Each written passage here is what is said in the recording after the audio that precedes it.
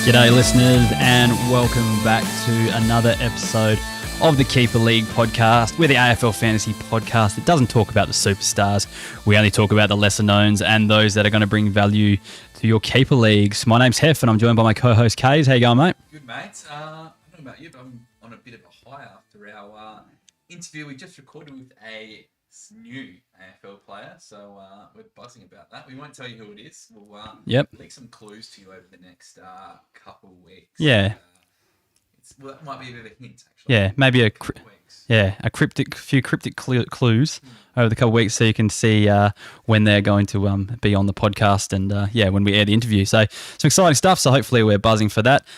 For those who are joining us on the podcast, just note that we do stream live on Facebook, Twitter, Twitch and YouTube. We forgot to change the name of this week's podcast to, from last week, so it does say we're looking at Adelaide, Brisbane and Carlton right now, so apologies for those people that think it's last week. We're not, so just ignore the title and we'll fix those up after we finished airing. So anyway, all good. So Kays, we've got a few remedy kombuchas here, little cheeky remedies. I actually cracked this cherry pump already. Oh, have you? A little bit parched after that. Well, I guess you don't have to do the taste test because you already did it last week. So it's building on the three that I gave. I am going to be honest, and I did have a couple during the week, but I had less than I normally would, so I'm just weaning off of them. Cut down and Yeah. So I'm trying to get off it. Hey, there's a funny story about Remedy. We were texted the other day by Zank's friend of the show. He was on last year saying that he was in a line at a petrol station and a man and his, we assume is his daughter, rocked up with 2 Remedy kombuchas, put them on the counter, and he told his daughter that this was the official drink of AFL Fantasy. So I don't believe it, but I hope it's true. Warnie's going to find this very offensive, considering Furphy do claim to be the official drink of AFL Fantasy. Most people around the place. Oh, for sure. Yeah, exactly. Not everyone's drinking Furphy out there. No one's tweeting us pictures of Furphy. They're only tweeting us pictures of kombucha. So, yeah. Any day will make it first. All right, okay, so we're looking at tonight. So we are dissecting Collingwood, Essendon and Fremantle tonight. So we'll go through all the best 22s that I put together, talk about a few of the players and look through them. So obviously we're not talking about any rookies again this week. It's all about, your second year up players and the guys who are definitely not good enough, or too good for them. What is it? They're on the pod. Yeah. It's hard to be the reverse of that. Yeah. B2B, O2P, whatever. Yeah, all those players. Yeah.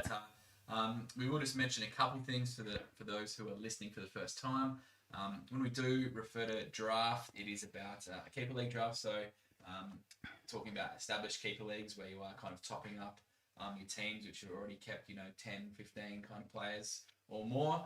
So don't get confused with that. And 2G4P, we had a question about this on Twitter today, I think. Yep. 2G4P stands for Too Good for the Pod. Now, we kind of pride ourselves at the Keeper League, but not talking about the Scott Pendleburys, the Nat Fifes, that really good players. We don't want to talk about them. We'll let other podcasts talk about them. Yep. We're not focused. They're owned in keeper leagues. Because they're owned.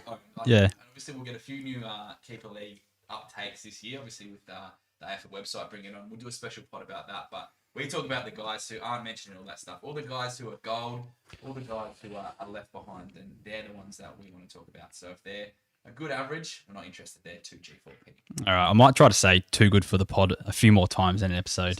Every now and then. Actually, we forgot to hit the button as the background, but there we go. 2G4P. All right, let's get stuck in the first team. First up, we have the Collingwood Magpies. All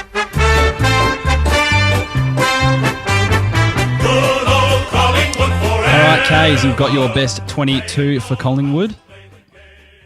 Apparently my mic's off. That's no good because it's coming through there. So we might have some technical difficulties, but we'll continue on. We're recording, so just keep talking, Kays, and I'll try to fix it up. Rightio. So I'm going to go through my best 22 for Collingwood this year. So starting in the back line, Jeremy Howe, Jordan Roughhead and John Noble. Then Jack Crisp, Darcy Moore and Braden Maynard. Josh Dacos, Scott Pendlebury and Will Hoskin-Elliott. Then forward line of Jordan DeGoey, Brody Mychek, Jamie Elliott. Then Josh Thomas, Mason Cox and Callum Brown. With Brody Grundy, still side bottom and Taylor Adams. Then interchange of Isaac Quaynor, Chris Main, Tyler Brown and Jack Magin. And my emergencies are Braden Sear, Trent Bianco, Caleb Poulter and Darcy Cameron. All right, so you don't have Braden Sy in the side, K's. Why's that? I don't. I just don't trust him. I'm going to talk about Braden Sire a bit more. I just don't necessarily think just because Adam Treloar's gone that Braden Sire slots straight into that side. So, yes, he's more than... I just want to see a bit in the pre-season from him before I get too excited about Braden. All right. And what about Will Kelly? There's a lot of people on the Twitter that are talking about Will Kelly, and you don't have him on your side. Once again, there's lots of hype, but saying that he's only played one AFL game, so I'm not just going to slot someone in just off a bit of last name hype. So that's where I'm sitting with Will Kelly at the moment. All right, cool. I'm not sure if my mic's still working, so we're just going to have to proceed. Okay, it might be your mic not working. Okay, can you chat into your mic, Coase? No, it looks like it's working here. So I don't know. It's I'm not sure what's going on the other end, but look, we won't worry about that now. Apologies. Okay, yeah. So it's your mic. Okay. That's really strange. Yeah, you're definitely turned on, and yeah, we might just take a 5-minute recess. We'll edit this out of the podcast, and we'll see if we can get it working. Cool.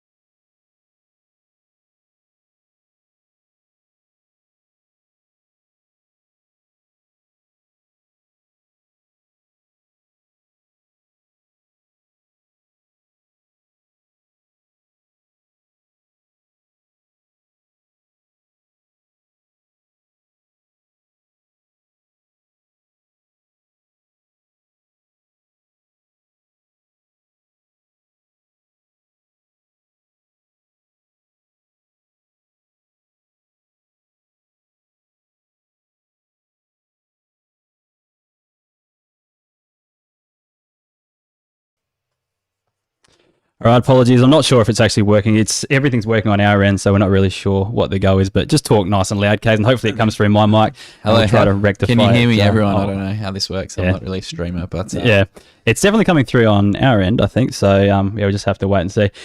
Okay, let's move on to some players. Oh, first of all, we had a lot of calls about Josh Dacos during the week. A lot of tweets about Josh Dacos during the week. He is way too G4P. So yeah. I'm sorry, I should hit the button. 2G4P. Way too G4P. Yeah. So maybe we just have to make sure that you understand the concept of 2G4P, and we can't talk about guys that pretty much started in the averaged in the top 150 in the competition. Anyway, first player we're going to talk about is John Noble. So he solidified his spot in the side last season. Averaged 61.3, which is only a bee's dick away from 2G4P. But look, had a slow start to the season. After round 9, he put up some great numbers last season towards the end of the year. So 96 in round 9 versus the Dockers, and this kind of kick-started his season. From round 9 onwards, he averaged 68, which is an 85 BCV. So look, I dare say he'll be kept in most leagues, but if he wasn't, then I reckon draft him with confidence. What do you think, Hayes? Yeah, I'm a bit of a John Noble fan. I just love his consistency. He's just been pretty good for the basically year and a half since he got in that mid-season draft into Collingwood. So probably not the sexiest player, and probably one that's, as you said, always going to get thrown back into pools. But I think especially if you're building for a flag, he's one that you want to look at because he's just super, super reliable. So definitely close to 2G4P, but obviously very, very handy. Onto a guy that I traded to you a couple of years ago, Jordan De Goey. I haven't really reaped the rewards just yet. Jordan De Goey, I suppose he's either bloody stiff or lucky, if you think of it positively, to make it onto this pod, because you wouldn't have thought he's pod worthy. But look, his 74 average in 2020, down from 84 and 82 in 2019 and 2018, probably suggests he had a bit of a quieter year last year. And look, really, he has been a bit underwhelming, but saying that, there's plenty of positives. He's 24 and probably a genuine F2, maybe even F1, depending on how weak your side is for most sides. So I think the frustration with being a Jordan De Goey owner like I am is that he just doesn't string a full season together. He always seems to be injured, or he's got a niggle, or suspended or something like that. So we know his best is brilliant. He's actually had 13 tons in his last 5 seasons, which is very, very good going. What I do like is a genuine forward too, so he can pinch it in the guts when he needs to. And I think he's actually going to do this a bit more this year. We know that Treloar's not there. He has a bit of that speed that Treloar had. Guys like Pendlebury, side bottom, not as quick as they used to be. Even you're talking Brown or Sire, slower too. So I reckon we'll see a bit more of DeGoey in the midfield this year. And look, if he's fit and plays a full season, I reckon he's a top 20 forward, no doubt at all. And there's a lot of talk out of Collingwood. He's fit and flying. So I'm excited about what he can bring this year. All right, just had a few messages come through on Twitter that you're on the air, Kay. So you're actually hello, live, guys. so. I can guarantee you the first 5 minutes that I put out was high-level content. Absolute gold. You guys missed it. So you're going to have to listen to the podcast and make it's sure just all sucking you in. Make sure you get our podcast numbers back up, because they're dipping a bit, I think, because of the stream. So that's good. We'll get you back. Get rid of the stream, Ham. Anyway, let's move on to Isaac Quainer. So he had a pretty good start to his career. He played 4 games in 2019 for an average of 60.8. And last year he went at 54.3. So that was a BCV of 67.8. So he improved last year. And I really like guys who kind of improve, the 7, 8. Pushing towards the 10 points per game in their first 2 years, because it generally means that they go another 10 the time after. I've got no hard evidence on that, but just on my observation, like generally they do, especially if they're like a fantasy-friendly type player.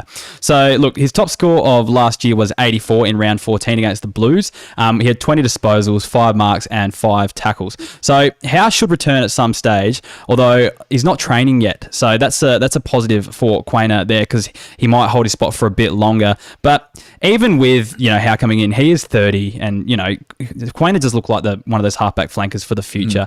He's a very crowded backline there, so not too sure where he fits in if everyone's fit and firing along, your Maynards, your Crisps, and all that. Look, I think long term he's definitely going to be one to go to.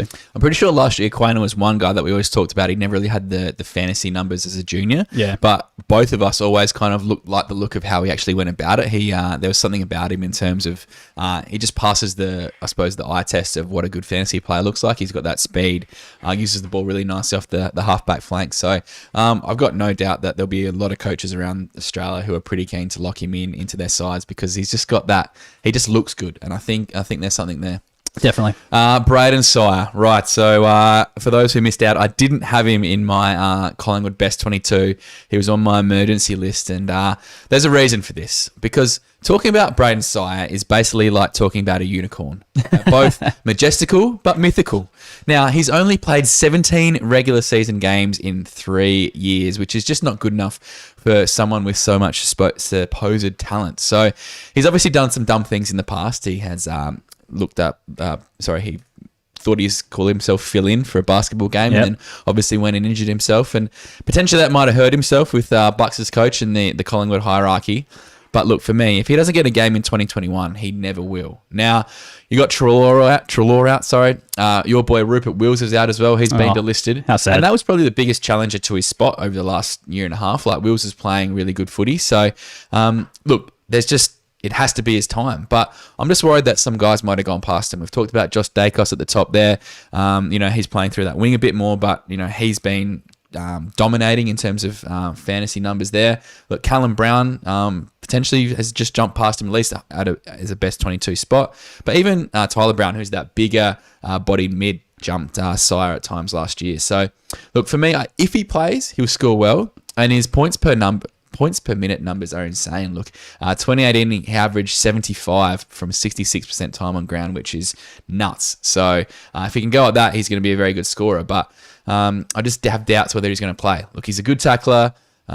His kick to handball ratio isn't great, but look, for me, I don't know. I just can't trust him, and he's going to be one of those guys where you keep him, and he's going to be a great move for your side, or you delist him and he's going to come back and pay you. I just don't know if there's a win-win here. I completely understand why you don't trust him, but that said, I still think there's an enormous opportunity for him this season. So I think he'll be given a chance at some stage. And I do think he has the footy now to actually, prove himself and make something of himself. Depending, as long as he's doing the right things off field, getting his body right, not doing stupid things like playing games on a Monday night in the C grade men's side. I think he will get given a chance, and I think he'll surprise a few. That's fair. I think like in the regular AFL fantasy format, you might be able to have a crack at him. But as a keeper, like he's taking a spot and he needs a big preseason. That's all I'm saying. He needs a very, very big preseason. Otherwise, he's never been talked about again in my lips. You don't really understand the pricing system and break-evens and stuff, do you, mate? I don't. Yeah, I thought I'd make sure people, our listeners, know that. I have no idea about salary cap. Don't take mention things. Don't take Sire. Salary cap. I don't think priced to. I don't know. I think he's expensive for what he will probably produce. But anyway, but he's so good though, Hef, apparently, according to you. No, that's not what I mean. I say we'll give an opportunity, and he might go okay. Let's move on to Tyler Brown. So you talked about Sire just then. So he's another one kind of fighting for a similar type role, I guess. Big chance to step up this year. So Phillips and Treloar got on. They could open up some opportunities for him. He's clearly rated at Collingwood because he was given opportunities last season. So he only averaged 38, but they persisted with him, which was a good thing, I think. But yeah, the opportunity was given and the type of role he played. So he did kind of start outside, and then he's kind of built as an inside midfielder. So he will move in there eventually. So that's why he's probably one that takes some of Treloar's time in there. As long as he gets a run, could see some big improvements this year. I wouldn't be giving up heaps, but I'd probably draft in the mid rounds. I had mid late, but I'd probably draft in mid, maybe even mid early, depending on how the preseason goes and see how he's tracking. If he's looking like making the best 22, he's definitely worth grabbing because there's potential. Well, for me, he's got runs on the board. So they were playing him last year as a really untried kid when they could have taken Sire or played Sire. Similar kind of guys. I'm keen just to have a look at him this year. I think there's something about him. All right, Kays, let's talk about the next bloke. Yeah, so I'm going to talk about his brother, and he is easily the guy I was most disappointed in from a fantasy perspective in 2020. He dropped his average by about 8 points per game from 2019, going from a 65 average to a 57. Probably came down more to the fact that he never got a really good run in that midfield last year, which I think we both thought that he'd naturally progress, but basically got stuck on that half forward, flank forward pocket and played that small pressure forward role. But unfortunately, only managed to kick 6 goals, which is well below average. So he had a 73, which equates to a 91 BCV, which was his best outing. But look, 10 of the 14 games, he failed to hit 50 points, which is just not good enough. So Josh Dacos came from nowhere to jump him for that better fantasy role, and even his younger brother got some more midfield minutes over him. Now, I actually don't have any worries about him not being in their best 22 going forward. I think he plays that small 40 kind of role very, very well. But if he plays the role that he did last year, it's not very fantasy relevant. If there's a chance that he can sneak into that midfield or even just play a bit more of a higher half-forward role, I think that's going to be good for him. Obviously, no Treloar could help, but he does have the fantasy forward status, of course. For me, he's just not a keeper, and he's apparently been injured the preseason, so I think he kind of slides down to a mid-range pick there. One that could come and pay you back nicely if he does get some good game time, but at this stage, just a bit wary of his long-term role, Callum Brown. Yeah, I agree. I just don't think he's going to get the midfield time that we thought he was, initially, that would make him a good fantasy scorer. So, as a forward type, he's going to be handy eventually. Like, I don't see that anytime soon, especially with the preseason he's having that's been a bit interrupted. I don't. He's not one I'm looking at. That's what I'm trying to say, really. Just one of the monitors for Collingwood. So Trent Bianco, he averaged 103 in the NAB League a couple of years ago, and he's a ball winner that plays across the half-back flank, and he plays the right type of game for fantasy. He's actually been likened to Jake Lloyd. So they're big raps there. Just not sure how he gets a run at Collingwood right now. We're talking about Quainer, probably taking a step up this year. You've got you've got Maynard, and you've got Crisp in there as well. Mm-hmm. So it's just going to be hard to see how he gets that kind of running defender role. But if he does get a chance, say there's an injury or something like that, or he's just knocking down the door, he's worth grabbing in a draft. But if you can, try to grab him late. Like, we play rookie lists, so if you can try to get him there, he'd be an awesome get, because I reckon a lot of people will probably forget about him. Yeah, we'll have him around that 26 kind of player role. I think Kyler Poulter's another one who might be able to slide into that Collingwood side if there's some injuries. So definitely keep an eye out for Bianco. All right, that wraps up Collingwood, and we'll move on to Essendon, the greatest club in Australia.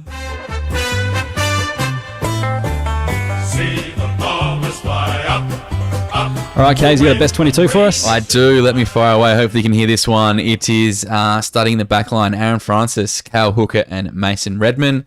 Half-back line, Devon Smith, Michael Hurley and Jordan Ridley.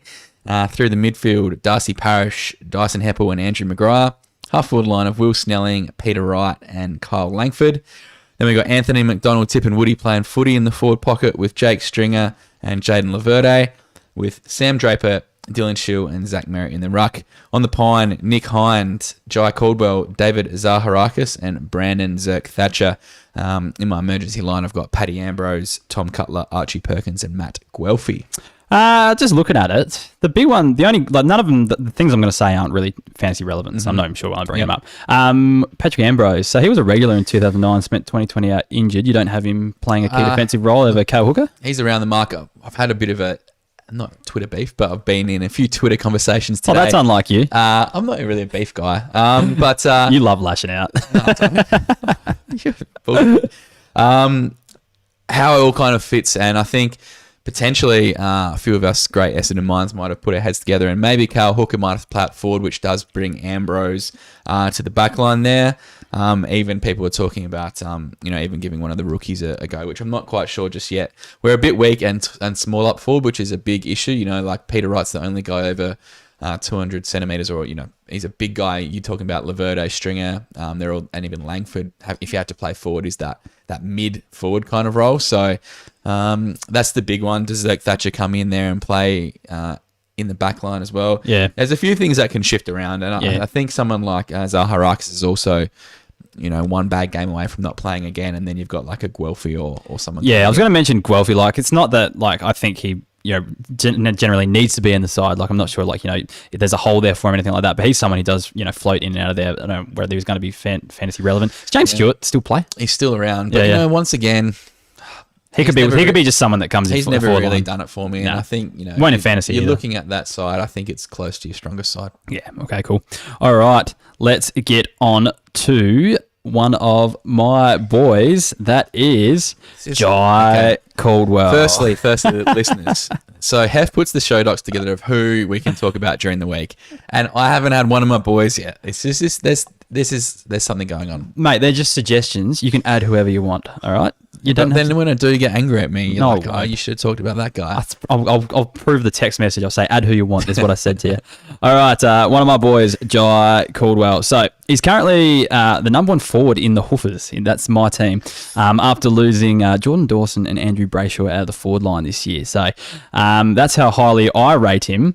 But he was also rated highly at GWS as well. So he was their first pick a couple of years ago in the draft. I think it was in the teens, still, or maybe late. Like 9 or something like that. But yeah, he was ahead of Haitley, which goes to show everyone thinks he's going to break out this year. So he was actually picked ahead of him in the draft. But he hasn't really gone big yet. So he averaged 54.2 last season, but it's not huge, but he fits the mold for me. So he's a third-year player who's improved on his second, which is what I like. So he's gone 55 in his first year, then a 67.5 BCV in the second season. And I do like that he's kind of improved, over 10 points per game. So that's a big sign for me because, if he goes up to 77 next year as a forward, you're going to take that. So I do like that. With GWS, where he was playing, he was thrown around a bit. So he played forward, so that explains why he's got forward status. But when he did go in the midfield, he did look like a genuine inside gun. Landing at Essendon, I think he'll play that role week in, week out. So just don't counting him keeping forward status, I think, is the big one. He would just be like Andrew Brayshaw this season. Going forward. So, yeah, well... He warms your heart first of all because he plays so well. Then he breaks it. And then he breaks it by losing forward status. Yeah. So yeah, I think he'll be a gun though. Fantasy scoring wise, I don't see him being like one of those 110 average type players, but I think he can be a solid 95 to 100 type that just rounds out your midfield nicely. As a Bombers man, Kaz, I know you're pretty excited about him. What's your opinion on Jai Caldwell? Very excited we got him. For me, look, just when I was watching some GWS games last year, there'd be patches where you're just kind of watching the footy and then you look at the stats and Caldwell got 6 kicks in, 10 minutes. So he kind of accumulates the ball without really doing anything too flashy. He just uses it nicely, gets a few kicks here and there. I think this is the year we're going to find out a lot more about him in terms of, what he can become. I'm not against your call, but saying that, there's a chance he could become a really, really big pig. But I think this is the year we're going to find out. He's going to get opportunity to do it at the Dons this year. We need some classy ball users around there. Hopefully he can put a bit of size to his frame because Jackson Haitley is beating him there. His biceps are huge. So if he can put on some frame, get in that Dons midfield, we can really see what he's about this year, I think. But look, saying that, mid-forward, you've got a free swing at him this year. It's an absolute gift. All right, because I'm on a roll, I'll keep going. Okay, here, you Case. go. All right. Sam Draper. So here is the new number 1 ruck for Essendon. So Yeah. Tom Bell-Chambers retired, so there's a new sheriff in town. His name's Sam Draper. Slippery Sam Draper is his sheriff name. Is that right? Slippery. No, made that up. Tried to sound like, cowboy. Look, we told listeners to get on board during last preseason, so I'd like to hear from anyone that did, because he went pretty late in our draft. I think in the rookie draft even, and there was I was eyeing him off there, and one of the coaches got him about 3 picks ahead of me, which is frustrating. But look, he debuted in round 9 last season, only averaged 50.6, but he's going to have all the time in the world invested into him in the next couple of years. He's got Andrew Phillips behind him, but he's only there in case of emergency, in case the big guy goes down. I know they did rotate him with Bell Chambers last year, but I think that was just coming off a knee, trying to get him in. So I reckon he'll be playing full-time in the ruck next year. Look, he did battle against some of the experienced ruckmen last season, but look, I'm still willing to see what he can do, because if you look at his numbers, the established rucks he played against, he was down a little bit on as well, but I think he was playing in tandem in some of those as well. But yeah, he definitely held his own against the lesser rucks. So with more development, I think he will be on the right track. I'm not expecting huge things straight away. I'm not expecting him to go out and be Brody Grundy next year or anything like that, but just bide your time, because I do like him long term. What do you reckon? Yeah, look, he's a 22-year-old ruckman who's played about 8 games, so he still needs a bit of time in the system, needs time to develop. So if you're keen on him, I'd get involved, but at the same time, don't be too upset if he has some really quiet games this year, or has a period of time out to rest, or to fluctuate with Phillips in there. So yeah, for me, I'm keen on him being a good scorer long term. I think it's just still another year away from really, really seeing if he's going to be the bee's knees or not. But I still think you'll get a pretty serviceable year out of him points-wise, because I don't really see them playing Phillips unless they have to. He's that break in case of emergency type. So I think he'll be doing most of the ruck work as well, because the tool we've got in that side is 2 metre Peter. So I'm pretty confident that Draper should have a pretty solid year, and hopefully on to bigger and better things in the future.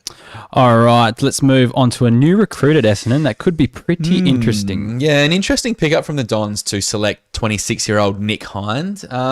Look, Sada McKenna were obviously the guys that we had running out of our defence last year, and we've lost that pace. So I think they've tried to do that with bringing Hind into the side. Now, for me, where he'll play is a big question, because if he goes to a half-back flank, then I think he could be a nice get as a forward, fantasy-wise. But if he plays that forward role like he did at times at St Kilda, I'm a bit more unsure of him. I'm sure of him in 2021, I think. So it's going to be interesting to see what his arrival at the club means to someone like Guelphy or Cutler, who I had him in over the side, over the top of even Mason Redmond as well, who's kind of might be just that guy who's neither big nor tall, big nor small. Yeah, in there. And, I know what you're trying to say. Mate. He's just in between sides where he's not going to play all key back, or he's not good enough to be a pure running back. So Hind had his best game as a forward last year for the Saints, kicked 3 and had 105 BCV against the Swans. So I don't think he's going to be an answer to the Dons or your fantasy problems, but he could be handy enough. He might be someone who just fills a gap for you for half of a season. But if you're talking about new recruits to clubs, I'm talking Haitley Caldwell, not Nick Hind. So yeah, look, he'll be a preseason monitor purely for where he lines up. If he does kind of get some halfback time, maybe have a bit of a harder look at him. But for me, he's kind of like a mid to late draft, and just kind of see what happens. So you don't see him stepping in for Sard? No, I'm keen on Devon Smith playing that role, and I think Ridley back there is going to be good. Look, I probably would even see Cutler playing that, actually getting a good go at halfback flank if they want. But the thing about Essendon is, we've come from Worsfold coaching them to now Rutten. And yes, Rutten had his fingers in, a bit of what was going on last year. But, we could see some big shake-ups, whether it is Smith playing as a halfback flank or Heppel playing as a halfback flank. You don't really know just yet. So for the Dons and Dons fans, it's going to be very interesting Marsh series or whatever they want to call it. Cool. All right, let's move on to a senior Essendon player who is back to the pod this week. So this is, of course, Dyson Heppel. So Skip. B2P, welcome Dyson. Good to have you here. Hopefully you're not around too long. But look, he had a troubled year with injury, all right? So he could only manage 3 games for the year. And that ankle that he's had for the last 2 seasons, I think it is just still wreaking havoc. So he averaged 41.3 last season, which is no good. Didn't even bother adjusting that for BCV because it wouldn't have improved it that much. But look, he averaged 100 plus 4 years in a row from 2014 to 2018. And he still had 93.8 in 2019, even though he was plagued by the same injury. He kind of just played and pushed through it. So, look, recently he was seen at training with watching from the sidelines with his foot in a bucket of ice. Yeah, with Tommy Brown with his little, camera phone out, snapping pics. Well, there's footage. What, do you think he photoshopped it? Oh, well, Put a little bucket in front of him. Sorry.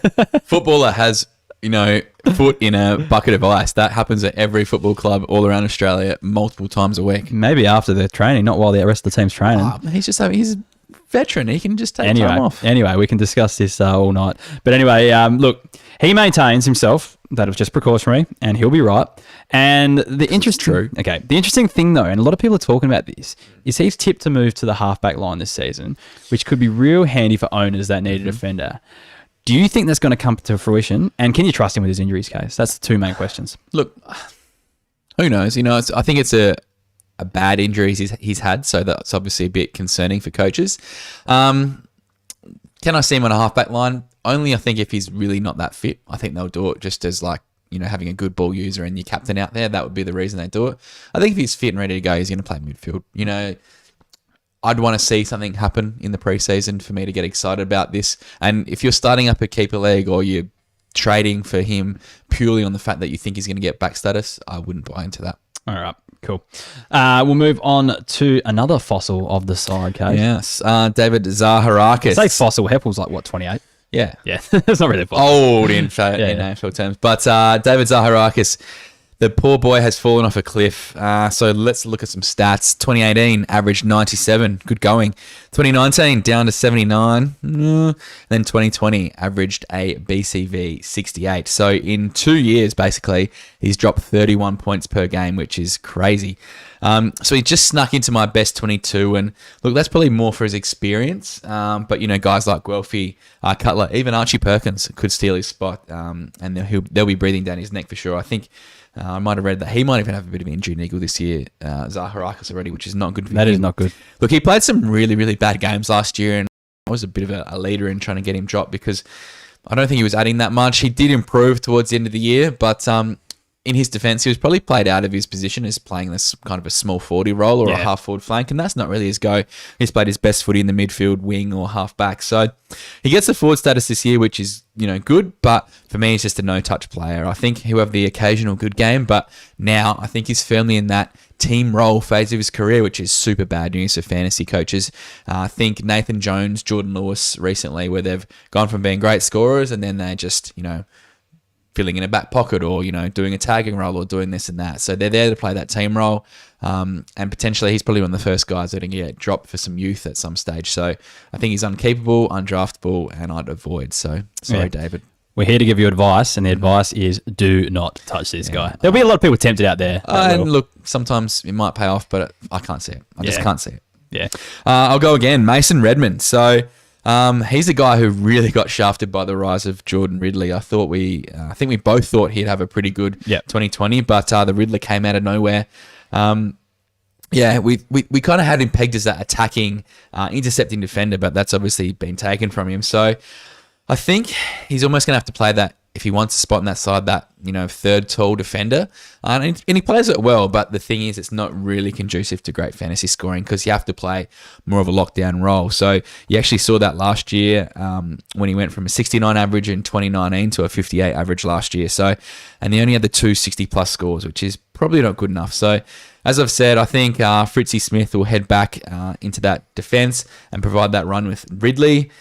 Which kind of leads Redmond as the week-to-week scoring proposition, depending on his role, depending if he's playing tall, lockdown, etc. And really, I think Hooker, Hurley, Francis, potentially even, Cox and Reid, the 2 draftees, might float through the back there. So, unfortunately, if you invested in him last year, I think you've maybe got a little bit of a dud, but I don't think that's us. I think that's due to the rise of Jordan Ridley. You can draft him as late cover for defence, but I'm not too excited about his prospects this year. Yeah, I've got him in my side, and he will definitely be going back to the draft pool. There's still some chance, I think. Depends on what happens in terms of makeup of the side, injuries. New coach this year, isn't there, as well? So who knows what the role could play. Worth picking up late, I reckon, because he's the kind of guy who should play most weeks, and handy to have as cover. Yes. And he has shown fantasy potential in the past. He's a great cover option. I just I think he's not going to do what Jordan really did this year. Nah. Like he's missed that boat. Draft late, and hopefully just he's good cover for you. Yeah. Yeah. Now we've had a little listener suggestion for this last one. It's Ned Cale. So a bit of digging into Nedley. Well, it was good to see him play some games last year. I did enjoy watching him go about it. I just don't see him adding a heap of games this year. Look, this is despite rumours of him tearing up the track. He's got that preseason hype. Wow, no one does that in the preseason. Yeah, but I think a lot will come down to injuries for him. Look, especially as we don't have a very tall forward line, so there's a lot of guys who are playing that smaller role. So, if Stringer, Laverde are fit, you've got Tipper, Snelling, even Irving Mosquito, who I rate quite well, playing through the half forward role. Does Zaharakis play forward? I don't know. You've got Hine and Caldwell. They can also play forward. I just think he just keeps getting bumped down. Look, he's still young, but to be honest, he averaged 38 last year, which is not too great. And I think he's going to benefit from a bit of VFL football this year, get some more muscle, get some more game experience, and then we'll see what happens in the future. But if you can, I think you can stash him. I think you can take him late, and it probably won't cost you a cent. Yeah, I think even, if he does, get a few games and stuff like that, I just don't think he'll be a good fantasy scorer. So he seems more of me like a role player. He's the goal assist type, not the really guy who kicks him. He'll sneak a few, I guess, but apparently his big thing was his score involvements and the way he brings others into the game. So it's just, you don't get points for that, unfortunately. So I just don't think he'll score well consistently. I will say he averaged 81 in the NAB League, but there was guys going huge in the NAB League and under 19. And I guess I like looking at the under 18 championships because that's when you're playing against the best of the best. And he only averaged 59 there. So he just doesn't scream fantasy scorer for me. That's all. All right, there's probably the last 3Ks we didn't actually advise for any of them, so it probably goes to see the state of Essendon's list really, because they're all like 3 that you should not draft. No, you can draft Redden, but it's cover. I'm just not touching Zaharakis and probably not Cahill. Yeah, all right. You need to give these words of advice. You can't say everyone's going to be a gun. Yeah, I know. Unfortunately, you can't get 40 blokes in the 22. Just pointing out, it's probably indicative of Essendon at the moment. That's all.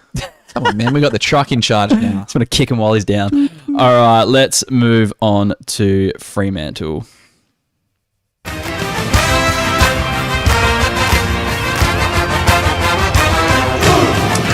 All right, Kays, have you got a best 22 for us? I sure do, Heifer. We have backline Luke Ryan, Joel Hamling and Ethan Hughes. Halfback line of Nathan Wilson, Brennan Cox and Hayden Young. Across the wing, Blake Akers, Andrew Brayshaw and James Aish. Half-forward line, Michael Walters, Matt Tabernar and David Mundy. We've got Sam Sturt, Rory Lobb and Lockie Schultz in the forward lines with Sean Darcy, Nat Fife and Adam Chera in the ruck. Then we've got Darcy Tucker, Caleb Sarong, Liam Henry and Alex Pearce on the bench. And then emergencies, Reece Conker, Connor Blakely, Nathan O'Driscoll and Griffin Lowe. I think you're like, I know Liam Henry, he didn't play last year, did he? He did. I did he? I can't remember. But yeah, well, I think you're pretty spot on with the actual selection. It's more positioning and stuff people argue about. I don't really care about that. It's more about who will play and who won't, because, where they named and line up is really where they play anyway. So that's another thing for fantasy coaches. A lot of people get hyped up on, so-and-so's named in a wing. Like, he's not going to play there, each week. So, that's another thing just to take into account. But yeah, like I said, I think you've picked it pretty well. I was just thinking maybe someone like O'Driscoll or Chapman, no chances the draftees get a look in early? Potentially. Look, I think O'Driscoll's the one I'd have in there, but at the same time, they've got a lot of guys. You're looking at Tucker. I think Sarong's probably a next level up. If you go Tucker, Henry, Conker, Blakely, if he gets back in the good books, there's a lot of, wing, half 40 kind of players at Fremantle. So probably a tough spot to break into. I'd be interested to see what happens with someone like, Sam Sturt or Alex Pearce, those kind of taller blokes. How that kind of fits in. I think their spine's going to be interesting to see. But, it'll be interesting with how many kind of smaller guys they've got, who gets that run. But O'Driscoll's one you could definitely have a look at, I think. For sure. All right, let's get stuck into some players. Who you got first, Case? Rightio, I'm going to start off with Sean Darcy, the big ruckman, and I think he'd actually be breaking the breakout tracker, but probably not in the good way. He's actually got worse in each season since 2017. It's mind-blowing. He's gone from 83 to 73 to 69 to 65. Jeez. Which is, I was shocked when I actually saw that. Now, I did actually put him into the breakout tracker, and he's just below the top 20 rucks at this stage, because the best thing is he's only 22. And now at his age, most rucks wouldn't have played 40-odd games like he has. You know, we talked about Sam Draper before. He's played like 8. So, you know, I think you've got a guy who has had a lot of time in the system, got a lot of experience. I think this year could actually be one with plenty of upside for him. Now, we know that ruckmen take a while to develop. He's definitely still in that mould. So if he can come back, you know, fitter this year, I think, and probably stronger, that would be fantastic. The best thing about Sean Darcy, the more I thought about it when I was doing my research, is he could actually be quite cheap now in startup drafts, because he was the 19th highest averaging ruckman last year. And that's probably unders in terms of what he can produce in the future. You know, if people are not really on the game when you're starting up a new keeper league, you know, he's 22. He's going to be the number 1 ruckman at Fremantle for a long time. He probably had a bit of a bad year last year, and there's still so much upside. So I think he needs to capitalise this year, you know, coming into his 5th year when it's time to go. But, yeah, I've got some positivity about Big Sean. He's the kind of ruckman that, like, just with his injury history, you have to keep him because he's their number 1 ruck when he's fit. He's going to play each week, and he does have the potential to score so well. It's just with the injuries, and then Fremantle, there's no real obvious handcuff or no one that's going to come in and really score well as well. So it's like, yeah, it's just a really hard situation if you do own him. But you've got to keep the faith if you do, I feel. Because, yeah, he'll be a good ruckman if he gets fit. So let's just pray he gets that body right. Do you see him getting his body right? Yeah, look, it's just, I think when you're that big and that tall, like, you're going to have some issues. You know, like someone like Sandy was never consistently playing every week, you know, especially towards the twilight of his career. Yeah. I think when you just built like he is, you just have a few of those niggles. So he's at Sandy Twilight years at this young age already. Yeah, but it's kind of like a bell curve. Okay, he'll come back. Yeah. All right. So he's 22, man. So, like, he's still going to have great ruckman years from 23, 24 to 28, 29. You know, I think he's still coming to his prime. Sure. All right. Let's go with that. I'm being positive, man. Yeah, I know. I'm glad that you're positive, but just because you're positive doesn't mean it'll come, you know, to fruition. Hope it does. All right. Let's talk about Toby Watson. Look, he made his debut last year. So he played in round 8 as his debut and only had 26. But I really liked his style of play. So he's a ball winner and an interceptor. So these are good traits for fantasy defenders.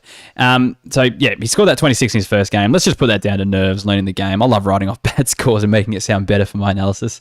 I did it last week with Lockie Fogarty as well. Yeah, like he played 8 bad games, so he played 1. So if you didn't have those 8 bad games, you would have averaged 100. It's only ever one game I allowed to bring out. Yeah, all right, right. I only never take more than one. Not like Harry Schoenberg, he put up bad games every week and only played one good game. Yeah, and it was a bloody good game. Fuck off. Anyway, look, his second game though, Toby, I mean, he had 66. So that's an 82.5 BCV. But then he got dropped. So I was a bit disappointed with that because I actually brought him in a classic team as a cheap option, so that sucked. But anyway, played back again in round 17, worked his way back into the side, scored 54, so that was a 67.5 BCV. Not awful. Look, he has the goods to be the fantasy scorer, but just doesn't really get a game often enough. If he can secure a spot, I think he's going to be best. I think he, could be handy, but whether he's best 22, I just don't know if he will be. So I'd say draft late on that, unless you're really keen on him and stash him further. But yeah, I think a full strength Fremantle's a hard side to break into in the defence. You know, like even we'll talk about him later, but someone like Talon Jaman, he wasn't even my best 22 there, and he played a lot of footy last year. So when you talk about that back line, Ryan, Hughes, Ethan Hughes Wilson, is the big one that kind of emerged, that kind of pushing a lot of these other players. But he just plays such a good role. Yeah, he plays that lockdown role, and whereas I think maybe a Watson or a Demand play a bit more attacking, and they want Young to play that role. They want Wilson to play that role, so that you can't have everyone back there, unfortunately. No, I agree. Matty Taberner is the guy I'll talk about next. He must have just snuck onto this show, Doc, too, because he averaged a pretty solid 72 last year, but that was down on his dominant 86 average in 2019. I think he could be a guy that slides through the drafts and be left aside because, number one, he's a key forward and people kind of don't like key forwards. You're in that boat, unfortunately. But I like them now. 2, you don't really hear much about Matt Taberner outside WA. But the season he put together in 2019 was amazing. And he's a good player and a very, very good scorer. So even last year, which was a quieter year, he had 3 BCV tons, but just did have those few lean games. But we talk about a guy who longer quarters will suit, and this is Matt Taberner. So look at these stats. So last year, through the whole season, he played 98% time on ground, and he had 9 of 16 games where he didn't come off the ground. Played a full 100%. Is that unusual for key forwards, though? Especially last year in the shortened quarters? Probably not, but you're talking about shortened quarters, so therefore there's more time in the quarters, and he's still not coming off, and there's still no and there's less interchanges. He's out there longer. Oh, you mean this year? Yeah, I get you. So, he plays 20 minutes. He's out there for 20 minutes. He'll be out there for 25 minutes this year. Yeah. So, he should be bouncing back to that 86 or something like that. Look, he's 27, and there's still plenty of good years left in him. Fremantle are slowly starting to improve. I think he's a really, really good get. I think he might slide a bit. I think he might even go back into a draft, and you could get an absolute forward bargain. He's one of those players that I really like, especially if you're pushing for a flag, and they're going to be in drafts every year. Like, they're very rare, unless you're keeping like a super, super deep list. Yeah. Very rarely is he going to be kept each year. So key forwards aren't sexy, and he didn't have a good year, and he's from Fremantle, so it's an easy, a non-thinking, drop. And the guys who finish bottom of your ladder in your draft are the ones generally rebuilding. So they go for all the young guns in your first few picks, and and that could be the first few rounds as well. But he's one you could kind of get maybe round 3, round 4 if he slides that far, without many other people thinking about him, and will put up 70 plus most weeks. So super handy for those pushing for a flag. Not one that you'd really want to keep, but I'm a big fan of him as well. Big fan. Yeah. So especially this year when forward's a bit light on. I think he's one you could target quite easily, maybe get for quite cheap in a trade even. Yep, agree. I'll move on to Hayden Young. So I reckon get on board this kid. If he didn't get injured last year, I reckon he would be 2G4P already. So he debuted in round 2, started really slow, scored 39, then had 32 in his second game. So not great. But then he went bang with a 77 in round 4, and then a 58 in round after that, round 5, obviously, which had a 72.5 BCV. Then he got injured in his last game, leaving the ground with only 2 points. So when you look at him play, he's the perfect fantasy defender, like interceptor, great ball user. He's a meters gain player, and I know that that's not a fantasy scoring thing, but it generally means they want the ball in his hands, or he has the ball in his hands quite a bit. So he averaged 41.6 last year, and that was without the 2-point game. Without the 2-point game, he averaged 51.2. So he might take a couple years, but I reckon he will be a gun of the future. What do you think, Case? Yeah, super keen on him, and I'm even more keen because I read this, AFL article, classic. Kind of source of information this time of year, but it said he doesn't want to move into the midfield. He wants to nail down a half-back flank spot. I couldn't see him moving in there anyway. As an owner of him, that's great because you're going to bank on him being a defender next year, which is what you want. And he's coming into his 3rd year breakout year next year. Second year. Next year. Oh, sorry, the year after. Next year. Yeah. So he's going to have back status as a 2nd year swing. Then he'll have it again as a 3rd year. So perfect. But no, he looks the goods. Him, Sarong, Chera, Brayshaw, all look really, really good in that Fremantle side. So there's a lot to be excited about as a Docker supporter. His 3rd year is not going to matter, mate, because he's going to be 2G4P by then. Yeah, but you can invest now and really reap the rewards later. That's what I'm saying. This next guy is a guy I really liked last year. I talked about him a lot. I used to call him Mini Robbie Gray. That's probably a bit of a stretch. Oh, wow. But yeah, no, the way he moves, and this is Lockie Schultz we're talking about, because I was impressed with Schultz. We're prone to not actually mentioning the guy's name. Lachlan Schultz. No, he was very, very good last year too. He did impress me. So I'm actually excited about what 2021 can hold for him. Played every single game last year and averaged a respectable 62.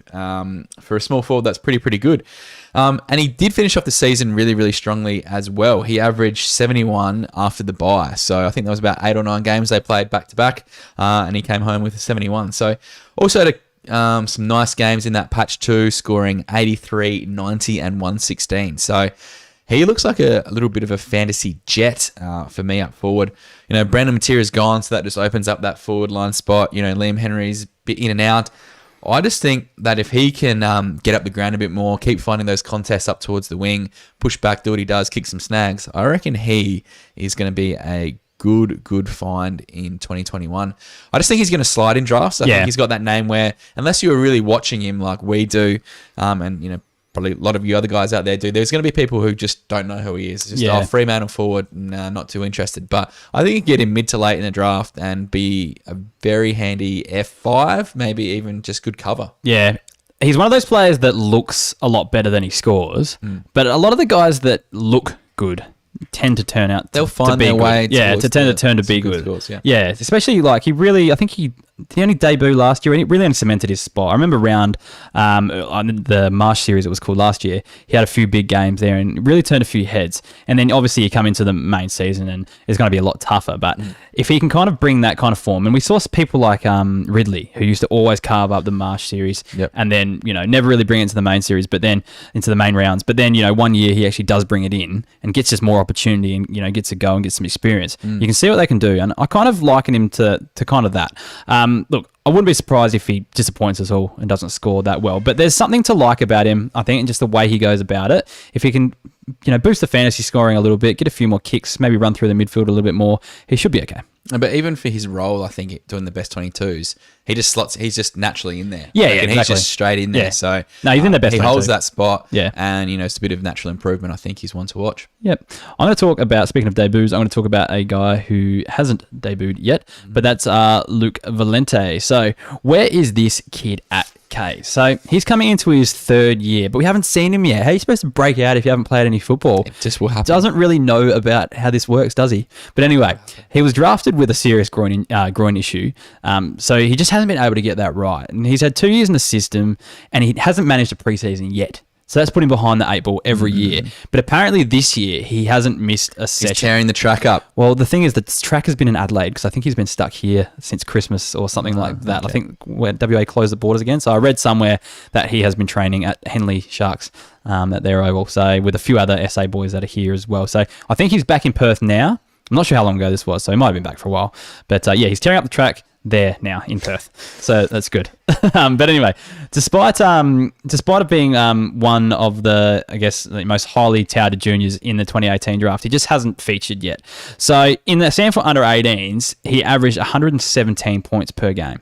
Okay, so in fact, he was the fifth best fantasy scorer in that draft, and behind Max King, who had like 147 in the one game he played because he kicked 10 goals. Aaron Nitschke, Bailey Smith, Sam Walsh that were in front of him. I can't wait to talk about Aaron Nitschke later on. But Bailey Smith, Sam Walsh, guns, So he was the fifth best behind those names, and you take Max wouldn't have averaged that over a full season, so he's probably the fourth best in that year. Averaged 87 for SA at the under-18 champs too. He was a top 10 scorer there when in the overall competition. And they obviously rate him because they handed him Pavlich's number. Walked through the door, said, "I'll take Matthew Pavlich's number, please." And they said, "No worries, sir. Here you go, take it." So wearing the number 29 is back. He's an inside mid. He's got the eyes on Freo's midfield this year alongside Fife, Brayshaw, Chera, that kind of young group. And he would complement it quite well if he can get fit. And if he does get fit, he should debut this year. And he should be a reasonable scorer if he does play. A lot of ifs and shoulds in there. But he's a kid that we've been bringing up for years. And it looks like he's finally got his body right. How do you feel about him? I feel he's one you want to kind of draft if you can. But where you draft him is going to be that big question. So he's got all the assets to be a good player. We just need him to get that game time. It's kind of hard to say it, but Fremantle's midfield's kind of hard to crack. You've got Fife, Brayshaw, Chera, even Sarong kind of coming through there. There's some good names, so he's got to beat some of those guys for a spot. He doesn't look like a small forward or a half-forward flanker kind of type to me. It looks like he's in or out. Yeah. But, I'd love to see them give him some games at some stage this year. But we'll kind of see what happens with Freo. But one, if you can get late, I think is just a speculative ad for sure. For it. A few monitors there, Case. Yeah, just a few monitors were on the dock. Talon Jaman, who we touched on earlier, and Ethan Hughes. So, look, they're both handy players for the Dockers, but also both role players. So, Hughes was a very, very impressive stopper who can also find the ball in his day. But look, he had a PB average of 64 last year, which just probably doesn't quite cut it as, a week in, week out player for your side. But I was going to say, and Jaman is only 22. Has shown glimpses of some very, very good scores in 2018, 2019. But my issue with him is I don't have him in that best 22. And look, if you look at it, you've got Luke Ryan back there. Hamling and Pearce are strong. Hughes plays his role. Wilson Young off the halfback flank. He's probably a mid to late pick because he's good, but will we see it consistently in 2021? I'm not too sure. You might need someone to get injured. He's the type of bloke that comes in when someone does get injured, when Luke Ryan was looking a bit proppy last year and things like that. His first couple of years looked really good, but just kind of fell by the wayside since then. And Look, he could still fight his way into that side and could be good, but it's just not. I'm not as confident as I want to be to tip you into him. For sure. All right, that wraps up our 3 clubs there, and we'll move on to some membership stuff just quickly. So again, we'll reiterate, if you appreciate the work that we do and you enjoy the podcast, please consider supporting us and becoming a member. Okay, so I did a bit of research on our show. I just had a look at our show doc today. How many words do you think we wrote in this week? Words? Yeah, just have an estimate. There's a few pages. So I don't know, like 2,400. 3,500 words we wrote preparing for this show. Today. Commitment. Plus, we do the show, do the website articles, all that sort of stuff as well. 18 pages this show doc is. We might actually put a little snippet of one out one day. It might be interesting. People will be so bored. Oh, they might want to see what we do. Who knows? Rubbish. Behind the scenes. We'll let the listeners decide. You want to see one of our show docs? See what actually the prep that goes into this show? Let us know. And we'll actually give you a look and see what we do. But just saying that, it takes a lot of time in the week, so just if you appreciate, you get a lot of good info out of it, maybe just consider becoming a member. No pressure, but yeah. Anyway, if you do become a member, we'll reward you with some great resources. So we've got draftee numbers. There's no prospectus this year, Kay. So if you want to know what all the AFL draftees average, they are around on the internet, but you have to do a bit of scraping and on the dark web, aren't they? Not on the dark web, but the figures aren't there. So you have to add up all the kicks, handballs, all that sort of stuff, and see all the numbers, and you have to get it from all the individual web pages. So it's a bit hard to do unless you can scrape it all. No one's got that much time. Yeah, I do. You want it in one precise location. I get what you're doing. Keeperleaguepod.com. You're selling it here. I get what you're doing. You could spend a day getting this information, but it's just right there in front of you. Yeah, exactly. There's also the breakout tracker as well that lets you track any player in the competition in their first 100 games and compare them to the best in the competition at the same time. So it's good for spotting the up and comers. I played with that a bit today. Very handy. Oh, did you? I love it when you use my stuff. It's good. My resources. And then we got rankings coming out next week. So we'll probably start with the defenders next. Okay, your face just dropped because that's just more work for us to do. A lot of work to do. Okay. So do I, but we'll get them done. Don't worry. Plenty of time. Doesn't take that long. If you're keen, head to keeperleaguepod.com.au, click on the membership button to sign up. Each week, we say thank you to our gold members. So these are the people that spend $40 a year and get their name read out in the pod, as well as a bonus Facebook group that they get as well, where they chat to. You're not very active on it, Kays, but I'm very active on it, so I'm always chatting away in there. So you need to get involved, mate, because they're missing you in there. I told one of our embarrassing drafting trade stories. We actually came out on top. So that may have happened once. So there must have been one of those stories. There's been a good thread on the worst trades you've ever done in there. So anyway, I'll feature in that. You'll need to get on that. Anyway, so thank you to the gold members: Nick Pedden, Russell Beasley, James Brennan, Gage Smith, and Harley Philp in there. So again, the links are in the description. If you're keen to sign up, just check underneath the podcast here. And there's also we've got t-shirts on the website that there's still plenty available. So if you want one and you want one for cheap, just use the discount code 20T and you get yourself a tee for $20. They're the white versions of these ones. Kays, we actually had a podcast review. This is the last podcast review. We're up to date with them though. So we would like some more, if possible, please. Yeah, send them through. So we can read them out, and also it just helps us with the charts and things like that. So if you're on an Apple device, please head to the reviews section on the app and, write one there for us. Feel free to ask questions in that as well, because you get them ahead of time. You definitely get them answered. All right, so this one's from Craig11, and it's entitled Kombucha and Keepers. So having just started a new league, there was only one stop I had to make to get all the knowledge needed to dominate. All of it while having a healthy gut. Get around the lads and a cheeky little remedy kombucha plug there. The official drink of AFL Fantasy. So thank you, Craig11, for that. All right, let's get stuck into the listener questions.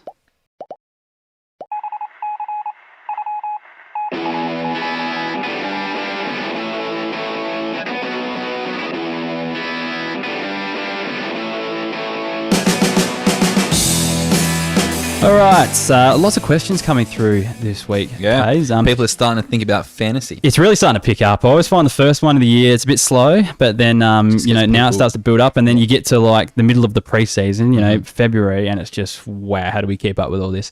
But anyway, Got a few here, so we'll get stuck in. We actually had one on the chat, and if you've got any questions on the chat, get them in now, and we'll just have a look before the end to see if there's any there. Matt says on the chat, "Love my tee, wear it everywhere." So thank you, Matt. It's good to see. Matt. People have It's actually very stylish. People actually wear it. I'm sure you're getting lots of compliments too. Yeah, absolutely. I know Doss was getting heaps when he was wearing his. Actually, Doss wore his so much that the logo's peeled off. So I have to give him a new one. He needs to learn how to wash his clothes properly, I think. All right. Dylan Brooks, he asks, Kays, what do you think of 2 meter Peter? How do you think he's a fantasy scorer this year? I think he's going to be good. Looking back on his older stats from at the Suns, look, he didn't play last year, we know, but look, he averaged around the high 60s for a couple of those years. Put together 4 tons in the 4 seasons he was there. So I think, and that's when Gold Coast weren't necessarily going that great. So Essendon will still be around the mark. They've probably got a few more better ball users than Gold Coast did corresponding time there. So he's going to be the main target up forward if he's fit and firing. He does have a handy fantasy game. And look, he's always good for, 5 or 6 or 8 hit-outs a game. And obviously we know Sam Draper's still young. So 2 meter Peter might get a bit more of a chop out in there. So I think the prospects are good. And obviously as a forward this year is one you could definitely look at potentially either keeping or drafting reasonably early. All right. What's the next one, Kays? Next question is from Tom Strout. How do you see the value from a keeper perspective of Parrish and Tucker now that they have lost forward status? They're both young with potential, but will they reach it? You're probably more versed on Essendon than I am, but I'll give my opinion first. I'll see what you think.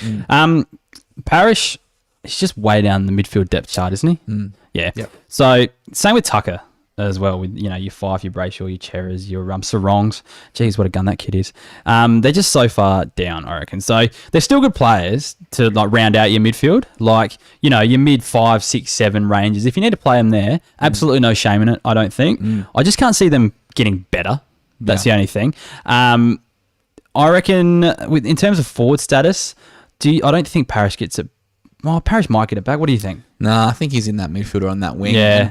And I was looking at Parrish because I've got him in our podcasters league. He loses forward status for me. Yeah.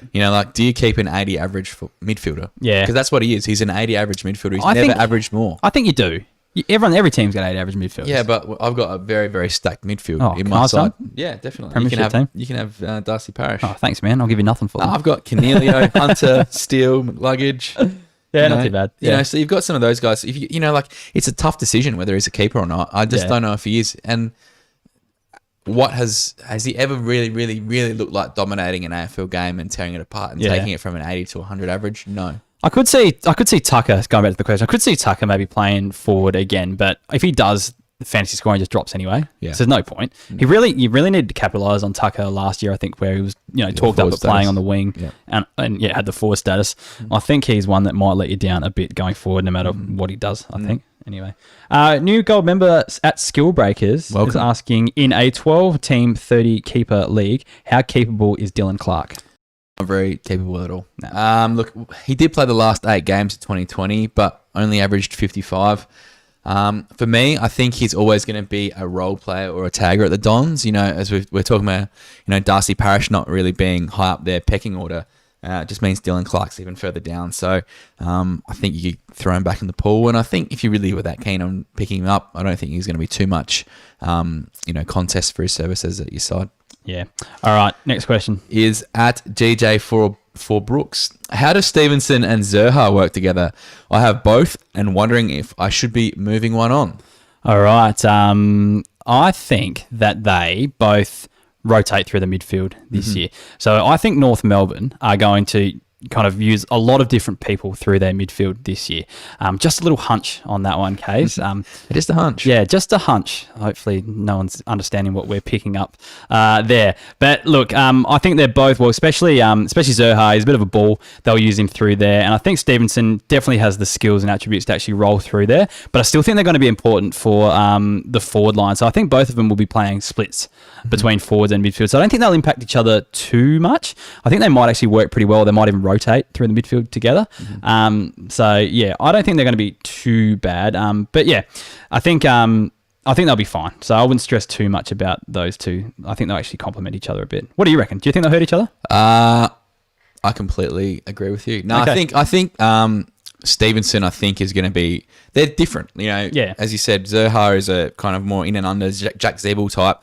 Stevenson can play a bit more of an outside role. I don't think they're both going to be taking either a midfield spot away from one another or a forward spot away from one another. So I think they can both, easily they're both coexist. needed, yeah.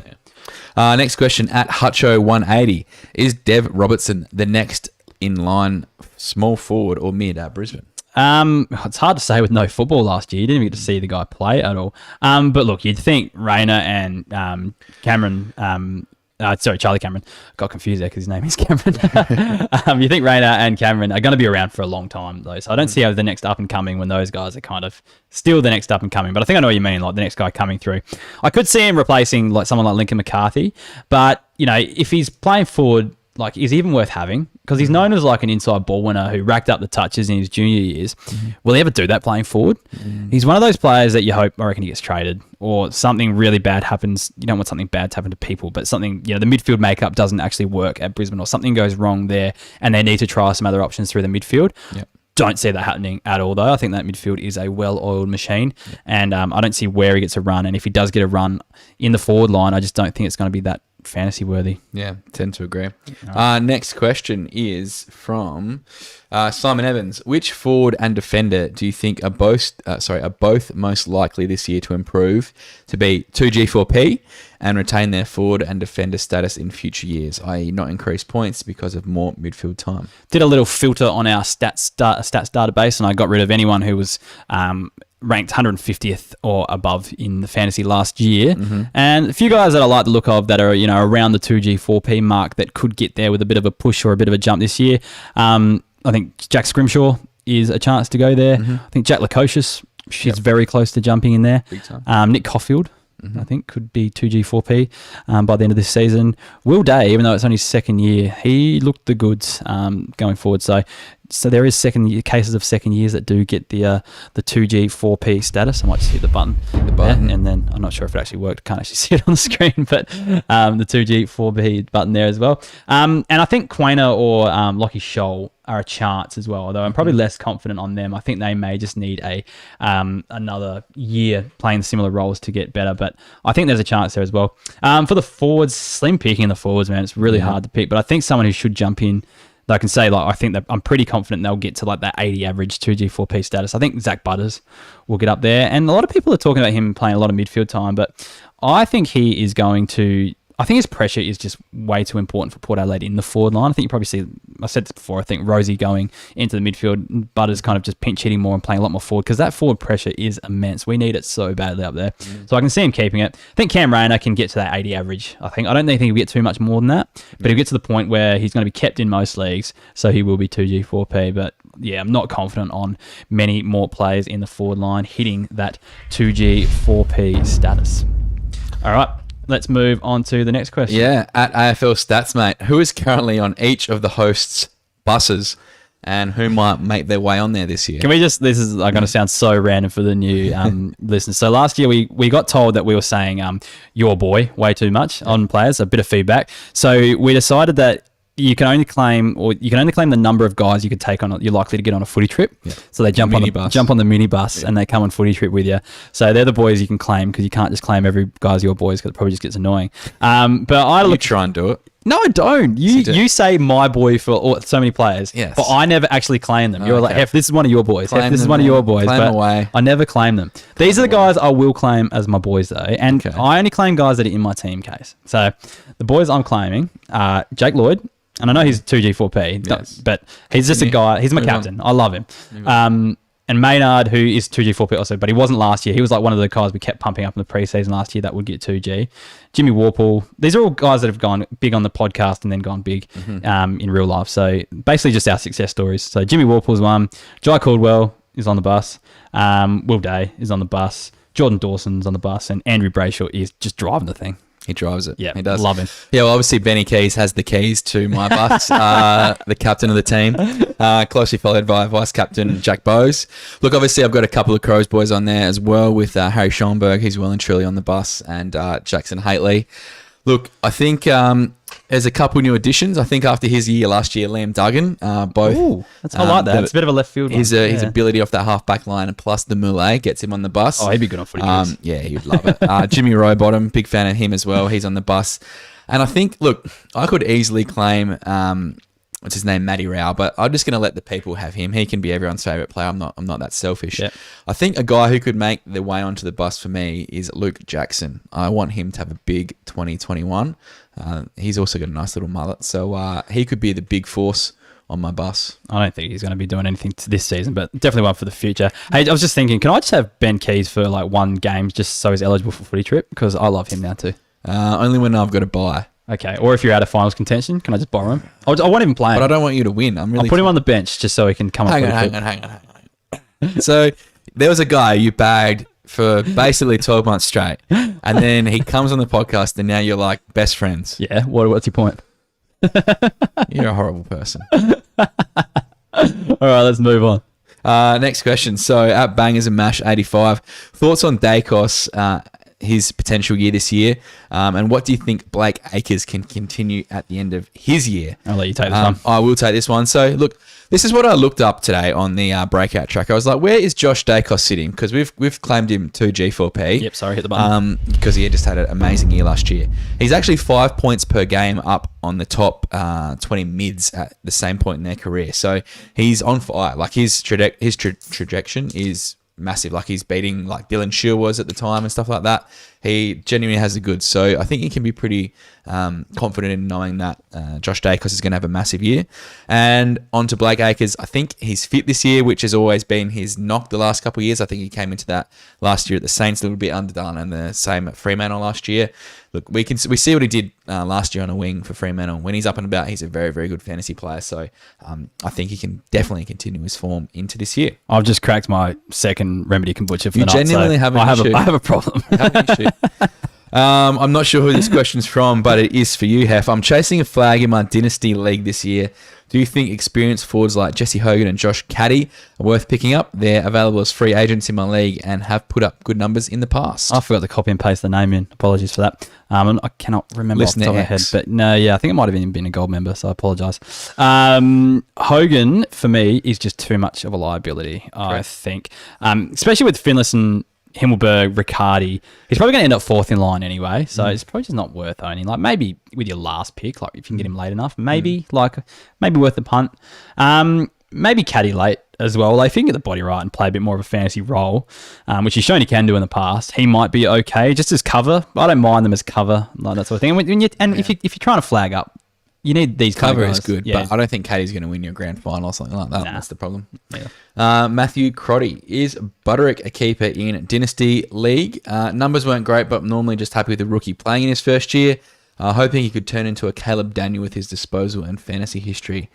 Just worried because he's a bit short in stature like Caleb is. Yeah, well, I think that should encourage him more than anything. Yeah. Look, depends how deep your team rolls. Like in our league, if he's keeping 16, probably not. Dynasty League, he should be. Yeah, he should be. And even if you're pushing probably to the 20 mark, around that, he's probably worth a spot there because there are a lot of similarities between the two. So they're both mid forward as juniors that find themselves in defence. Both exceptionally skilled players. Both really good junior fantasy scorers as well. And we've seen Caleb Daniel progress into a good, senior fantasy scorer as well. But again, depends how many you can keep. Or if you're like a little ways off a flag and you can take a few riskier ones because you're not going to win this year anyway, so you might as well take some speculative ones over the old guys that are going to retire in the next couple of years, maybe then as well. But yeah, I wouldn't go too, if you're only keeping 14, 15 around that mark, I probably wouldn't be keeping him. And last question for the night from @Aaron Ludwig 14. Shai Bolton, does he go to the next level? Maybe. So Richmond just don't play the style that leads to good fantasy scorers. There's no one really big in there. Like Dusty Martin is good, but he still doesn't go big in comparison to the rest of the players in the comp. So there's a little bit there that there's not a lot there in terms of fantasy scoring. They have too much of an even spread. I think they're a bit like Geelong as well, because I think the best scorer for Geelong was Guthrie last year. Yeah. It was only in the 80s, which I guess is a BCV ton. But yeah, look, I just don't see him going backwards though. That's for sure. So I just don't know if he goes another level. That's all. So I think he kind of plateaus and stays at this, which is good and definitely worth keeping. The issue is I do see him losing forward status going forward, I think as well. So that's a bit of a worry as well if you are relying on him in the forward line as well. So yeah, that wraps it up, Kate, unless there's anything in the comments that has come through. There's one from AJS Hawker. How early is too early to go on someone you really like to make sure you get them in your team? It depends how much you like them. Oh, don't ask me that question. I always go early. It's a tough one. It depends on, obviously, your league situation. But if you're really going to kick yourself for missing out on someone, I'd always try and get them because, there's nothing worse than missing out on someone who you really, really like. Yeah, for sure. There's one more in the question here. Sam Flanders as a breakout forward this year. I have to see more of him to really make an assessment, I think. I'll look up his numbers quickly from last year. And then I think I've got his fantasy numbers on the website in the archive, which is a good little plug there. So his junior fantasy numbers in the archive there, but not a player I've watched super closely. I'll just bring up his numbers from last year and see how he went up there at Gold Coast. So the internet's just loading really slow. Didn't set the world on fire, obviously. If our website would load, which it has, I'll just look up his junior fantasy scores. So yeah, NAB League, he averaged 90, so not too bad. And I think he actually did make one of the top players in our top 20 fantasy draftees last year. So with Gold Coast, though, it's just they've got a glut of good young talent. Yeah, it's the competition for spots is real. But the positive sign that he did get the opportunity last year. I don't know if the breakout happens this year. If it does happen, someone I'd probably be looking at in the third year a bit more. If you could stash a big stash. Just to see what happens a bit more, I guess, the way that Gold Coast actually structure up and, just who they play in their side, really. But, yeah. Anyways, I guess that wraps it up. So it does. Thanks for joining us for another week. Sorry about the technical difficulties. We had, for those listening on the podcast, I think it worked fine. We had Kay's working for the first part of the show, and there was something else that fucked up there somewhere, but all good. Doesn't matter. Nah, that's all right. The podcast, high quality content. The podcast will still sound fine. So yeah, get around us on our socials. So Facebook, Twitter, and Instagram, all at Keeper League Pod. Huge thank you to everyone that jumped on the Instagram during the week. There actually was like a noticeable influx of like maybe 40 people that jumped on. Sweet. So I'd like to get it up a bit higher than the 220 that we've got. Keep going, guys. But if you've got Instagram, make sure you follow us on Keeper League Pod just to help get the numbers up there and get a bit more traction there as well. Twitter and Facebook are going great guns. So thanks for all the followers there, and thanks for the conversation, particularly, especially on Kay's best 22s. There's heaps of chat on that. Really boost. Keep being mean to me. Yeah, bring it on. Kays loves it. Yep. Kays will keep throwing in dodgy questions just to build, just dodgy selections just to build the chat. No. It's my honest belief. All right, yeah, he actually believes this, guys. Yeah. I don't know if that's a good thing or a bad thing. Anyways, thanks heaps for joining us for another week. Thanks heaps for those who watched the stream live, and we'll talk to you soon. See you guys.